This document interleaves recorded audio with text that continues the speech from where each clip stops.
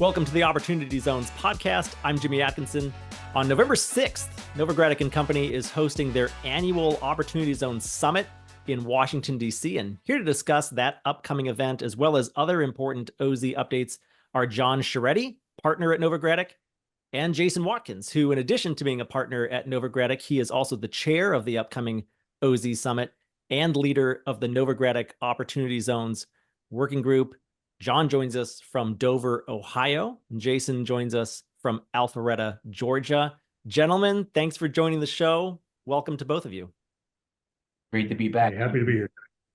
Great to have both of you here as well. I always look forward to this episode. We try to get someone from Novogradac on the show at least once a year, usually to discuss this upcoming conference. So before we dive in, I do want to discuss the OZ Summit in a little bit of detail.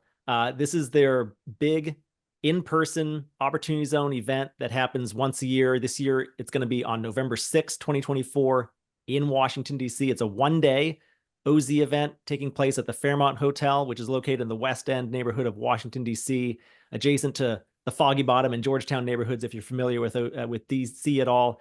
OpportunityZones.com is a media partner for the event, so I'm going to be there. And this event is always well attended by many of the top professionals in the OZ space. It's a great event to learn more about Opportunity Zones and also network with others in the industry. You can learn more about the conference and purchase registration at novoco.com. That's NOVOCO.com.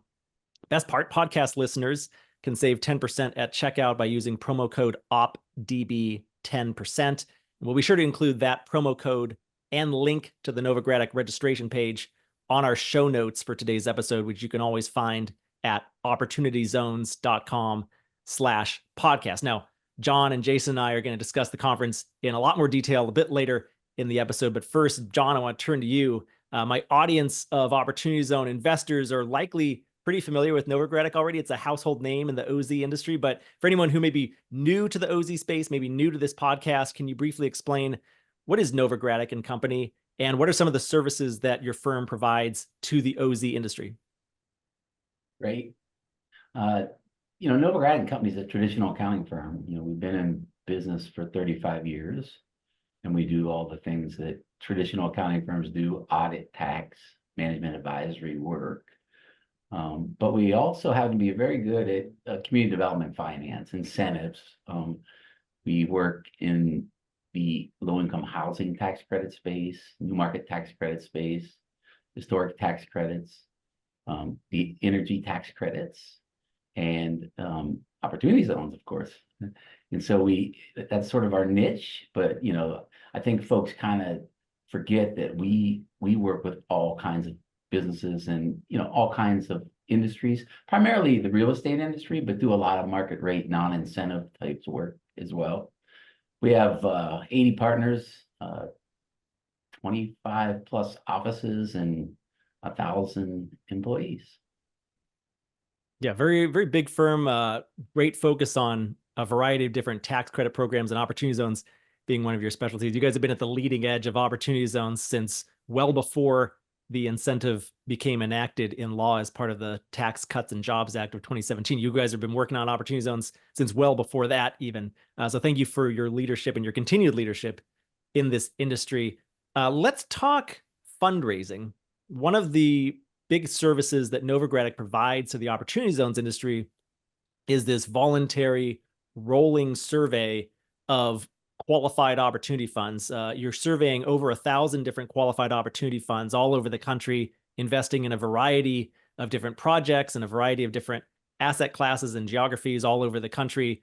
And this voluntary survey, which you've been running since the get-go, since 2018, I think, has put some numbers behind how much funding different Opportunity Zone projects have received over time. And to date, there's been a total of, according to your survey members, I think, correct me if I'm wrong, approximately $40 billion of equity has been invested into different qualified opportunity funds all over the country. Now, you admit that you're not able to capture the full universe of OZ funds. You're only able to capture roughly 1/4 to 1/3 of the total industry. So I've kind of extrapolated those numbers, and I ran an article earlier this year that says that Opportunity Zone fundraising has probably surpassed $150 billion at this point. But John, turning back to you now, can you give us a little bit of color into the status of fundraising? Because I know it slowed down a lot in 2023, at least. And where are we currently?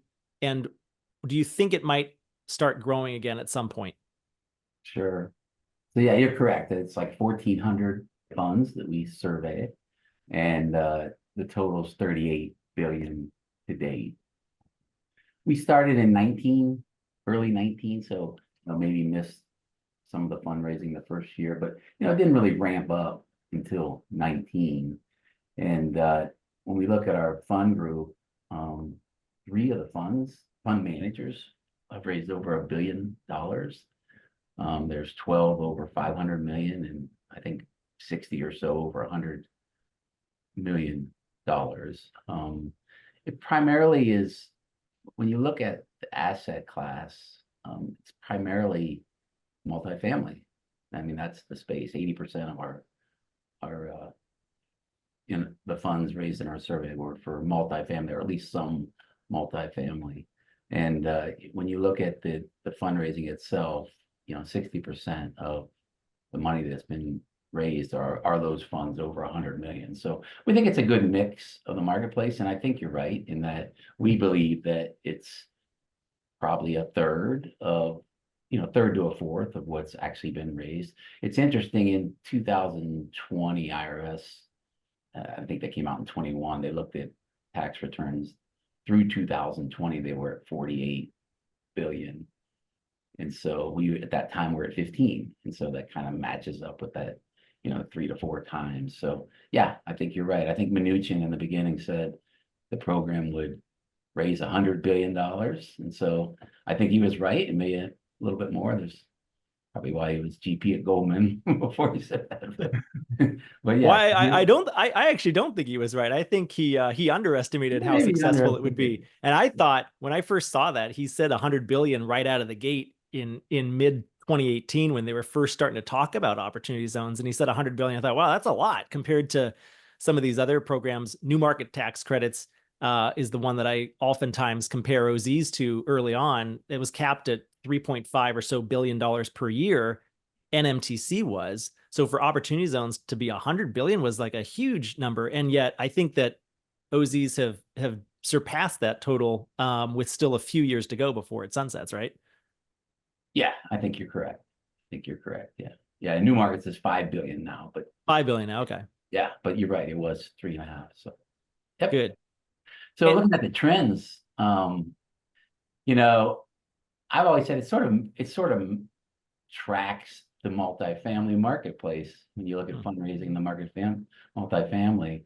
And in 2021, 2022, when we had lots of investing in multifamily, interest rates were low, cap rates were also low, rent growth was crazy. I mean, we looked at some models where people were sort of projecting 5 to 8% rent growth in that time. And you looked at our survey, the first in 2021 was $7 billion out of the 38.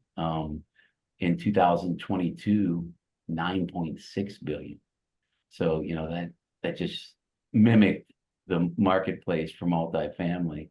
And then we had the pause of 23, where the marketplace in multifamily obviously slowed down. Interest rates were up, rent growth was actually way down. I mean, I saw models in the 2%, 1.5%, range. People were really afraid of oversupply.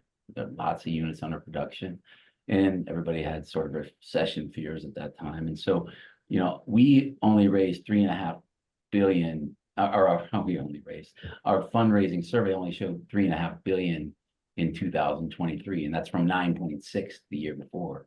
So you look at that, that downward trend. This year, it's been slower yet. I mean, the first quarter we had 230 million. The second quarter, which is all the results we have to date, we're actually surveying the third quarter now, only 500 million. So we're 700 million to date, where last year at this time we were 2 billion to date.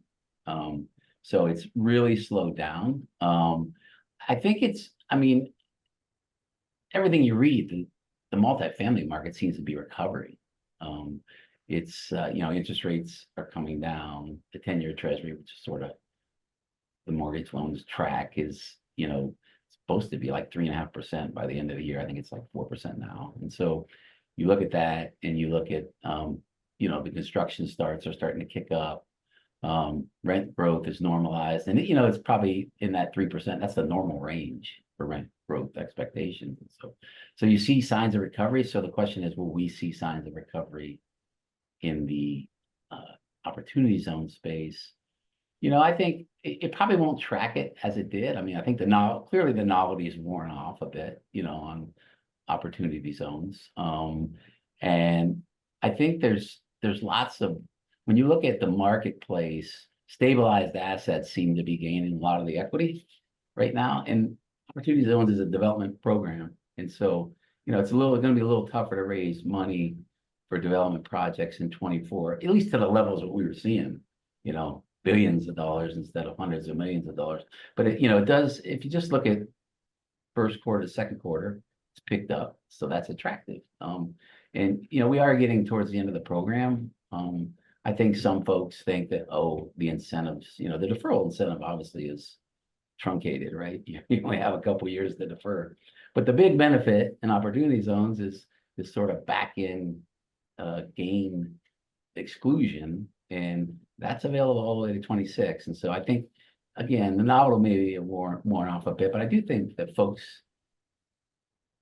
maybe don't understand that they can invest all the way to 26 and get that 10-year exclusion, which is huge, for increasing that yield on your investment. So hopefully we see an upswing in the next quarter, in fourth quarter, and then ongoing. Yeah, I'm hopeful with 25, the opportunity zone fundraising will bounce back quite a bit, but I think you make a good point there. Not only were opportunity zones fighting against broader macro trends and market trends within multifamily, specifically, as you pointed out, interest rates going up, just transaction volume overall going down, it being much more difficult for a development deal to become feasible.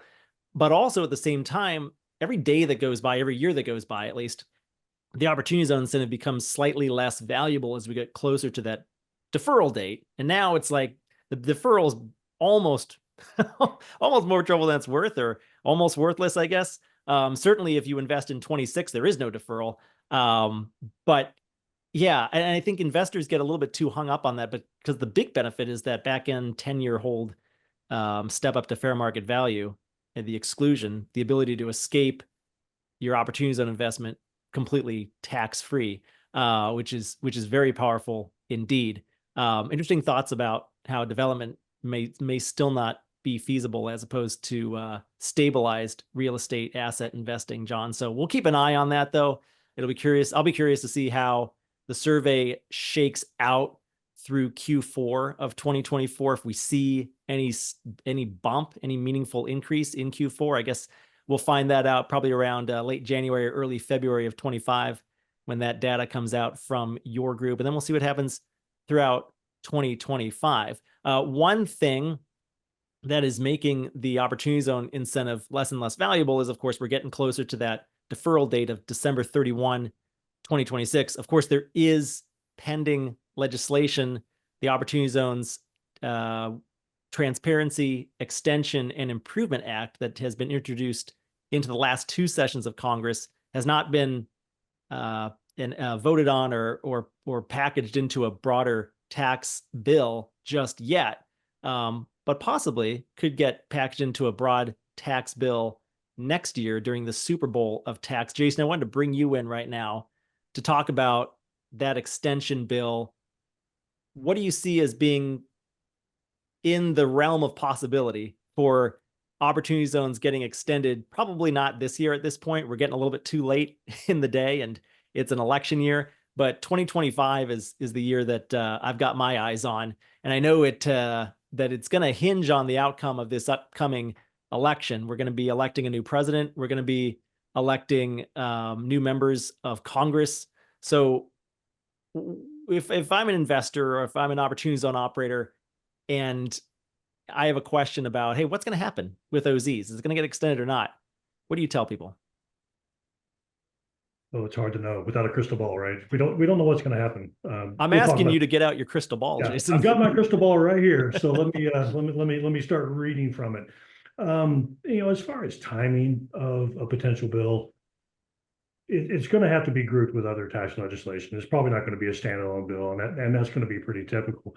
You alluded to the Super Bowl tax, which are we okay saying that? Do we have to say the big game of tax? Is it okay to say Super Bowl? I think we Anyway, can say Super Bowl here. Yeah, let's all say right, it. we'll go for it. Let's All right. I don't think I have So, express written consent from the NFL, but I have implied oral consent. So let's go on. all right. Well, Jason Smith said it, so we'll just say that according to Jason Smith. Anyway, so it's going to have to get grouped with larger legislation. That's going to take some time to play out and negotiate. I can't imagine anything happening in the first part of 2025. So I think negotiations will get heavy mid 25. If we're lucky, maybe by the end of the year, we can see something. We saw that in 2017. That was the very end of the year when the Tax Cut and Jobs Act happened. So maybe it can happen that soon. It could very well push into 2026 sometime, though. We just don't know. And a lot of it, what will actually make up an extension and a renewal bill is going to depend on what the makeup is of Congress. So, we've done some analysis on our end, and I thought I'd share that with you today as to what some of these different possible scenarios could mean for the OZ incentive, and maybe some steps that we can take as a group to at least get in contact with the right folks that may be in charge. So, there's three options, right? You could have a Republican sweep of the White House and the Senate and the House. You could have a Democrat sweep, or you could have split government, some sort of split between the two parties between those. So, first scenario we'll talk about is a Republican sweep. In a Republican sweep, well, we know that the OZ incentive was very bipartisan initially. The initially introduced Investment in Opportunities Act was truly bipartisan, bicameral. But since passage under the Tax Cuts and Jobs Act, Republicans have probably taken more ownership. I think we could safely say that Donald Trump and Tim Scott and others have taken more ownership of the incentive. So I think it's currently seen probably as less bipartisan as it was. So a Republican sweep would probably create the best environment for an extension and renewal of a quicker one.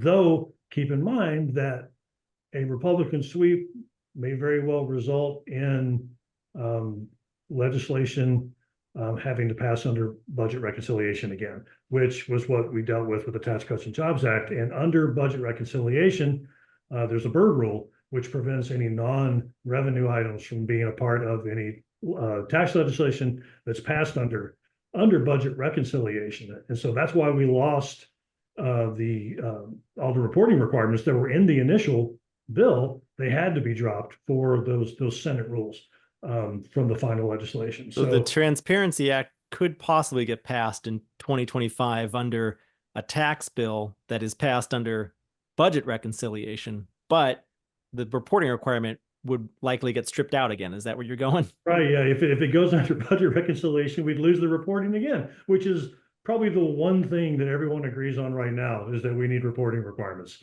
I think there's overall still bipartisan support for the OZ incentive, but everybody says we need reporting requirements. So, there's a chance of a Republican sweep. Don't know how high it would be at this point. It really depends on the House, I think. Sorry, just I have a stupid question. Budget reconciliation, is legislation passed through budget reconciliation in order to not need a 60 or whatever it is vote majority in the Senate? It gets rid of a simple majority is sufficient to pass a bill under budget reconciliation. So no Democrat support would be needed. Whereas in that case, they could just have 50 votes plus one from the VP potentially under this scenario. Correct. That's correct. Okay. So then, the next option or next possible scenario would be a full Democrat sweep, which isn't very likely, especially with the Senate. I mean, the House is a coin, or the White House is a coin toss right now. The Senate, just because of the seats that are coming available, retirement of Joe Manchin in West Virginia, for example, it makes it very likely that the Senate will flip from the current Democrat to Republican leadership. But understand that even if there were a Democrat sweep, that doesn't mean that the incentive is just done. It's, again, a massive amount of investment. We over $100 billion, I think we can very safely say at this point, and that gets a lot of people's attention. That's a lot of money going into low-income communities. The original legislation was bipartisan. There's still a lot of Democrat support. And something else to note is, where is the investment going? What's going, we know from reports that have come out that over 90% of investment has gone into urban areas. Well, those are Democrat seats. Those are Democrat areas. Typically, those tend to lean Democrats. So the Democrats have seen this massive amount of investment come into their districts. I don't think it's something that anyone really wants to go away, but it could take a different form. If the Democrats were in charge of a new tax bill solely, then it could very much take a different form. There might be more oversight. There might be other things put into place to help achieve Democratic goals, Democrat Party goals. So really, the most likely outcome is going to be split government, and we'll put the White House aside right now. I don't want to talk about that, but like I said, the House, decent chance that it flips to the Democrats at this point.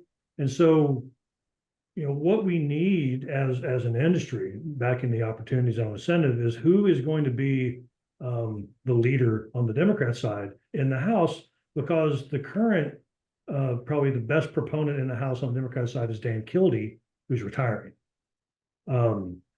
So, some potential, logical replacements for sort of someone taking up that baton on the Democrat side. Terry Sewell from Alabama. Now she's been a co-sponsor of OSTEA, big supporter of the OZ incentive, but she does have other priorities. She's also a lead on private activity bonds and new markets tax credits, and there's only so much community development that a single rep can possibly accomplish. So, some other current or former supporter, Richard Neal, who currently, he's the ranking member. If it flips Democrat, he would likely become the chair and then would not be co-sponsoring legislation from that position. But he could certainly encourage it. Other Democrats that still sit on the House Ways and Means Committee that have previously sponsored OZ legislation include Brad Schneider from Illinois, John Larson from Connecticut, Susan Del Benny from Washington. And then another one that I want to mention is Gwen Moore. If you recall, a few months back when the House Ways and Means Committee had their OZ meeting in Erie, Pennsylvania, Gwen Moore was the only Democrat that attended. But she even noted in her sort of rebuttal, if you will, her response, that she had seen positive benefits of the OZ incentive in Milwaukee, in her district. She wanted to see more reporting requirements and some more accountability, but even she admitted that it was not just all bad, that there's something here that she can get behind, I think. So that's sort of where things stand in the House now. So I think it's important for your listeners to reach out to their representatives, see if they are supportive of an extension or renewal of an Opportunity Zone incentive, particularly if they sit on some of these important committees. Now remember, all tax legislation has to originate in the House. It's going to originate with the House Ways and Means Committee. So those are very, very influential positions that are on that committee. If your listeners have contacts with them, it's very good to reach out and establish that dialogue. Then I wanted to flip over to the Senate for just a minute too. So there, the sort of the opposite of the House Ways and Means Committee is the Senate Finance Committee. That's where any legislation would start. Any tax legislation would start after it comes over from the House. Currently, that's Democrat, held by Ron Wyden, is the chair. Senator Wyden's not exactly a fan of opportunity zones. I think we can safely say. But the ranking member on the Republican side is Mike Crapo. Mike Crapo is a huge proponent of opportunity zones. He's very publicly supported opportunity zones. So we think that would be a very positive development over on the Senate side. And let's not forget that Senator Tim Scott from South Carolina sits on the Senate Finance Committee. And then there's currently an opening on the Democrat side with Bob Menendez being ousted on the Senate Finance Committee. Next up, sort of in the seniority rankings for senators, are like Bernie Sanders and Cory Booker. Bernie Sanders is probably not interested in the Senate Finance Committee. I think he's turned it down in the past. So at least Cory Booker, as the next most senior member that could join, logically it makes sense. It's a New Jersey senator replacing a New Jersey senator. It gives the Democrats a senator from the New York tri-state area, which there currently isn't one on that committee with Menendez gone. So that's logical. And then that puts, sort of getting the band back together, right? With Tim Scott and Cory Booker sitting on the Senate Finance Committee. I think that could be a very positive end result for opportunity zones. Because for those who don't know, Cory Booker was one of the original co-sponsors of the Investing in Opportunity Act that was introduced into the Senate in 2015. So he's been a longtime champion of the Opportunity Zones tax incentive on the Democratic side of the House, along with, he's basically Tim Scott's counterpart on the other side of the aisle there, right? Exactly. So yeah, we think that's sort of the state of things right now. We'll see how much has changed by the time we get to the OZ Summit, November 6th. But hopefully we'll know a little more by then. Hopefully we can know a little bit more by then. I'm looking at polymarket.com right now, and actually let me see if I can get my my screen shared here. So those who are watching us on YouTube, you can kind of take a look and see what I'm looking at right now. But polymarket.com right now, as of today, which is October 8th, we're exactly 4 weeks out from Election Day. They're giving a Republican sweep a 32% chance of coming to fruition. Democrat sweep, nearly 20% chance, 19.5% chance. So it's about evenly split then. What is this? If I'm doing some math here, this is 51.5% that one of the parties will sweep. And so that leaves a 48.5% chance. Someone check my math. That's really good. 48.5% chance that we'll get some sort of a split government. So basically, let's round it up and round it down. Basically a coin flip, whether we have a split balance of power or one of the two parties ends up sweeping. So I think you've laid out those three different scenarios for us. Probably Republican sweep is the consensus, would be the most favorable environment for an opportunity zone extension. Democratic sweep, opportunity zones may or may not come back, or if they do, they might take a new form, right? I do think I agree with you. Opportunity zones have become very politicized over the past few years. It's been a talking point of Republicans. National Democratic leaders, at least, have seemed reluctant to embrace OZs too much. I think most in large part because Trump has kind of claimed them as his own, and the mainstream media has kind of branded them as a Trump program over the years. I wonder, though, if we get past the election and into 2025, maybe the Democrats do sweep, come into power in the White House, the Senate, and the House of Representatives. Maybe some of those bad feelings about opportunity zones melt away, because at the local level, Democratic mayors of these large urban cities love OZs for the most part. Democratic governors love OZs. They like the dollars flowing into their jurisdictions. So anyways, time will tell. I don't have a crystal ball either, or at least it's not as clear as yours is, Jason. But thanks for some of the insight there into what may transpire over the coming weeks and months and years to come here for the Opportunity Zones incentive. I think we'll know a lot more, hopefully in a month, when we're all together in Washington, right? And so that brings me to my next point of discussion. Let's, I introduced the Novogradac 2024 Opportunity Zones Summit in the intro, coming up in Washington, D.C. on November 6th. I forgot to mention, by the way, that my Opportunity Zones private group, OZ Insiders, is having a private dinner the night before the conference, just a 5-minute walk around the corner from the conference that's going to take place the next morning. Jason and John have been extended invitations to that dinner, and they've been gracious enough to accept. So we can expect to see the two of them there, hopefully. There's going to be about 20 people, part of my OZ Insiders group. Jason and John will be there, and maybe a couple of other special guests as well. So it's going to be a great evening of some delicious food and some networking and camaraderie. And the one thing we all have in common is we all love Opportunity Zones. So if you are a member of my OZ Insiders group and you want to come to that dinner, please reach out, make sure you're on our RSVP list, because we are almost full now.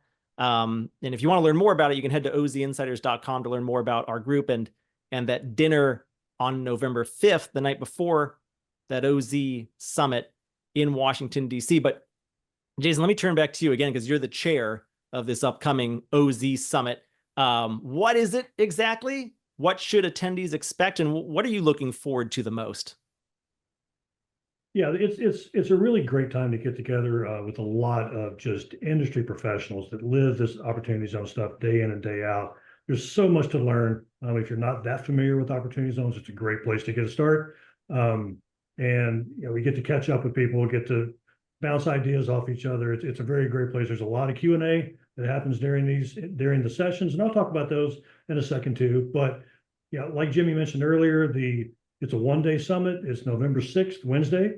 That's the day after Election Day. It's at the Fairmont in Washington, D.C.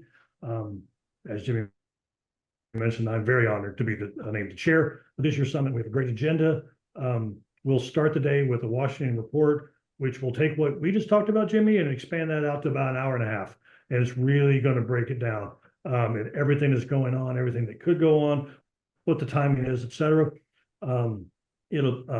We'll have breakfast and lunch and stuff during the day. But then we'll also, after the Washington report, we're going to have what we're calling Oz 1.5 as the name of one of our sessions. And so this is sort of the in-between.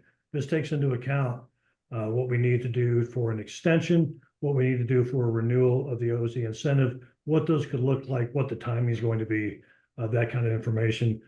From that, we're going to roll into another great session that's going to be all about qualified opportunity funds. They're going to be fund managers are going to be sharing their experiences, their challenges, how they're overcoming fundraising challenges, things like that. Always a great session. And then lastly, our last session of the day, we're going to call it the Wizards of Oz Behind the Curtain. And this is where we're going to deep dive into technical issues. This is maybe the most enjoyable for me panel, even though I'm not leading that one. I love that one because it's a lot of Q&A with just the absolute smartest people in the OZ industry that are sitting on the stage, taking questions from the audience. And they're going to be sharing legal, accounting, securities guidance, any question that you have. It's a great place to get it answered. And that'll pretty much conclude it. We'll have multiple, sort of social networking, business networking sessions during the day. So it's a great place to either learn about or catch up with OZ professionals. No, it's tremendous. I'm really looking forward to it. I go to this one every year. I wouldn't miss it. We'll have a booth there. OpportunityZones.com will have a booth there. So make sure you stop by and say hello to me. And again, if you're interested in learning more about that event and purchasing registration, you can do so on the Novogradac website, novoco.com. That's NOVOCO.com. And podcast listeners can save 10% at checkout by using promo code OPDB10%. Well, but by the way, sorry to interrupt. Are you going to do a live show again this year? I'm going to do some sort of show there. I don't know if we're going to be live or if it'll be a recorded segment, but I will bring I am going to bring the camera and the mic and everything. And we're going to interview, at least we're going to interview our friend and colleague, Ashley Tyson, while we're there. He's always my sidekick at these things. And I like to talk with him about what he's learned throughout the course of the day at the event. And we'll see if I can get one or two other interviews while I'm there too. I don't know. Maybe I should try to go live. I haven't done a live on-site podcast ever, so that could be an interesting thing to try out. John, did you have anything else to add? What you're looking forward to? I just wanted to say, I think it's important when you look at this summit conference. I think it's it's a great start to recharge our batteries for this next phase of this industry. I mean, we're really bullish on either an extension or a renewal of the program, for not only because of everything that Jason indicated, but when you look at this program, it's $100 billion, and it doesn't cost that much when you compare it to other tax extenders that or tax expenditures that are out there. I think the original estimate was like $1.6 billion for $100 billion. And I think there's been revised estimates that put it above that, but it's in no way compares to other tax expenditures. And so, we're bullish on the election outcome. We're bullish on the fact that it has done so well and that it doesn't cost a lot. And so why not, be on the cutting edge of this sort of new recharge, new phase of the program. And we'd really love to see as many people there as we can get. So. Yeah, great thought there, John. I'm definitely looking forward to it. And I think that room that morning will be very energized, and we'll see what happens with the outcome of the election. We'll see also if we know the outcome of the election by Wednesday morning, because sometimes we don't know who's won by then. But either way, I think it'll be a great time to interact with a lot of different members of the Opportunity Zones community, the OZ industry that we've been a part of for so many years. By the way, personally, my favorite panel is always the Washington Wire or the Washington Report. Mike Novogradac does a great job, moderating that panel with a lot of other insiders, Washington insiders, and folks on Capitol Hill. It's a tremendous insight into kind of what goes on behind the scenes in Washington and what may happen, what may not happen, and what different members of Congress are looking to do and their incentives. So it's really insightful. It's as Jason said, it's what we've been talking about here for the past 20 or 30 minutes, but expanded to an hour and a half. So it goes into a lot more detail. So I really enjoy that session every year. Jason, you mentioned OZ 1.5, that kind of is the OZTIA, as you call it, the Opportunity Zones Transparency Extension and Improvement Act, getting OZs extended by a couple years, getting some more reporting into Opportunity Zones so there's more transparency on the program. But what about Opportunity Zones 2.0? What about a brand new reauthorization of the entire program for another 8 or 9 or 10-year run with new census tracts that are designated as OZs, basically OZ 2.0 OZs, I guess you could say, because that is something that the Novogradac Opportunity Zone Working Group that you are the director of has been talking about a lot in recent meetings. Can you give us a little bit of insight into how your group is viewing OZ 2.0 and what chances do we have of an OZ 2.0 coming to fruition, and when potentially might that happen? Well, I think we're still looking at the next Congress for a 2.0. I think it would kind of have to happen in the next Congress because it expires at December 31st, 2026.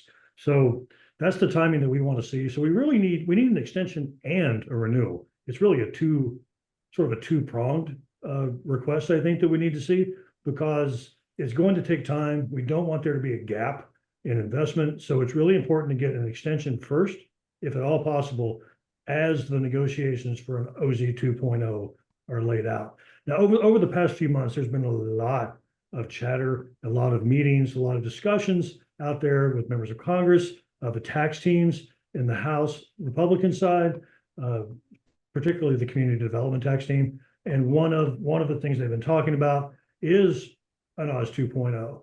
So as a group, the Novogradac OZ Working Group, we've been working for the last 2 years plus now, putting together and debating and discussing ideas that we think could improve the incentive, increase the amount of investment, maybe sort of diversify the type of investment, get more investment into operating businesses, more investment into affordable housing so that we have job creation and also affordable housing.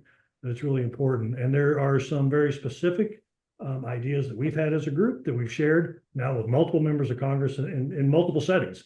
We plan to continue to do so. Whoever the president-elect is will be in communication with their transition team as well, putting these ideas right out in front of where it needs to be to get some action going, hopefully in DC.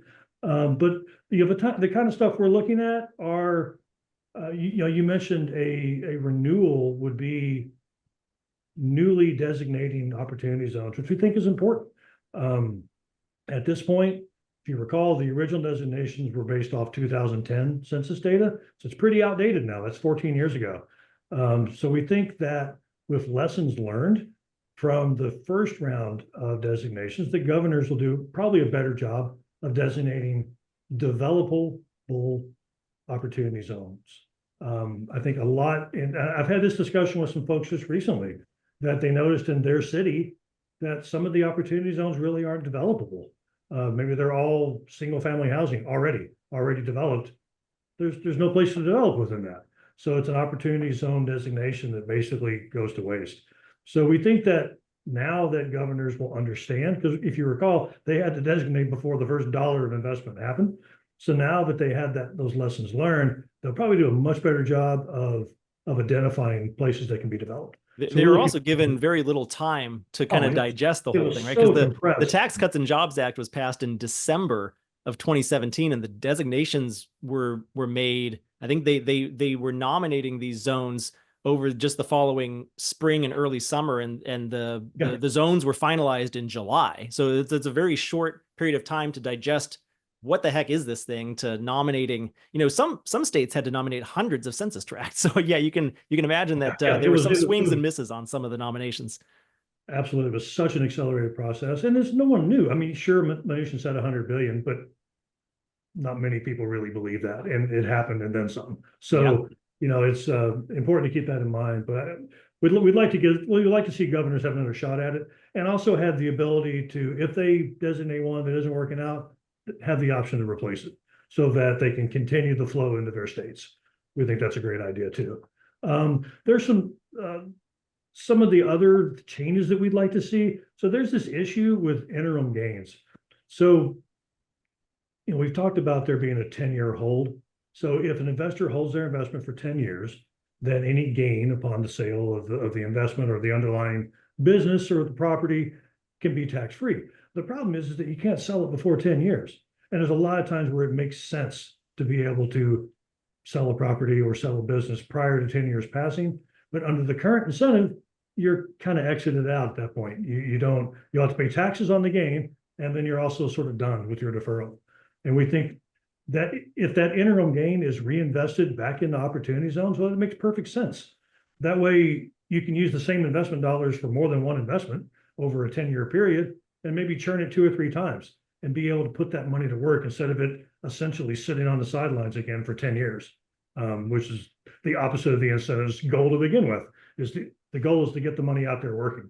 So, we think that minor change in the way that the incentive is designed, it would require a legislative fix. So that's why we call it a 2.0 fix. But that would be huge, because it would allow venture capital to get interested, because venture capital doesn't want to wait 10 years. Private equity often doesn't want to wait 10 years to see a return. But if they can churn it, get it into a new investment, then venture capital and private equity would be more likely to invest gains. It's such a win-win for everyone involved. And it's just an unfortunate, result of how the incentive was designed to begin with.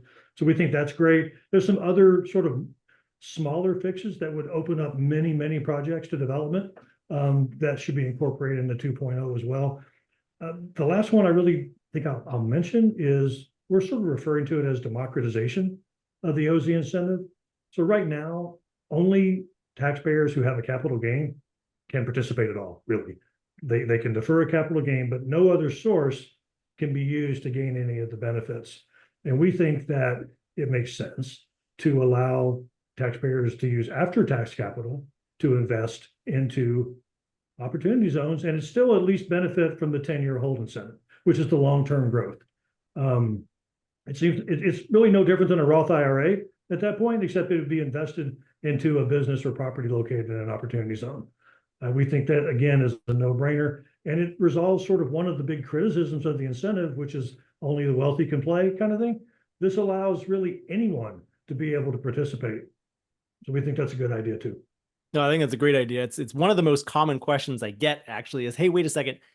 I know if I put in gains dollars, I get a deferral. And well, at least for the first few years, I also got a basis step up that reduced my tax liability in 2026. But can I just take non-gains dollars and at least participate in that big benefit on the back end? And I said, well, unfortunately, no.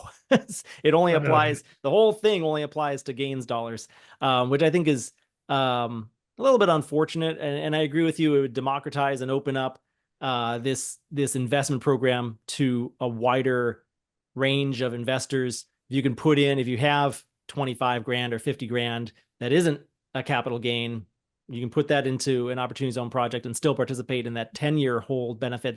I think that's huge. I think it'll unlock a lot of new investment into the program and spur a lot of interest in investors who may not have sizable gains regularly.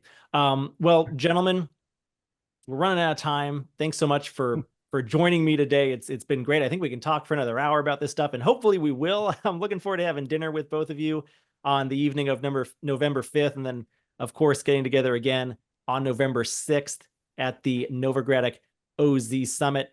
Before we go, could one of you share with our audience, where can they go to learn more about Novogradac and this upcoming event, November 6th in Washington, D.C., and maybe speak a little bit about the Novogradac Opportunity Zones Working Group and how some of our audience may be interested in joining that group as well? Absolutely. As far as go to our website, we have an Opportunity Zones section on our website. It's www.novoco.com. I'm sure Jimmy will have a link to that as well in the show notes somewhere. But that's a great place to learn. We have an entire section of our website devoted to Opportunity Zones. It has more information than you can read in any one sitting for certain. It's 7-8 years now of research and data that you can look at. As far as the Opportunity Zones Working Group, feel free to reach out to me directly. I lead that group. I'd be happy to walk you through getting a membership set up. That would also give you access to the last 7 years worth of Opportunity Zone Working Group materials. There's a lot of research, a lot of data that you would then have access to if you join now. Perfect. And you're absolutely right, Jason. Thanks for teaming me up. I will have show notes available on our website, opportunityzones.com/podcast. I'll have links to all of the resources that Jason and John and I discussed on today's show. And I'll be sure to link to the Novogradac Opportunity Zone Working Group, as well as the Opportunity Zone Resource Center. And of course, the OZ Summit, November 6th in Washington, D.C. Really looking forward to that one. Also, be sure to subscribe to us on YouTube or your favorite podcast listening platform to always get the latest episodes. John, Jason, as always, a pleasure. Thanks again so much for joining me today. Thanks, Jimmy. Jimmy.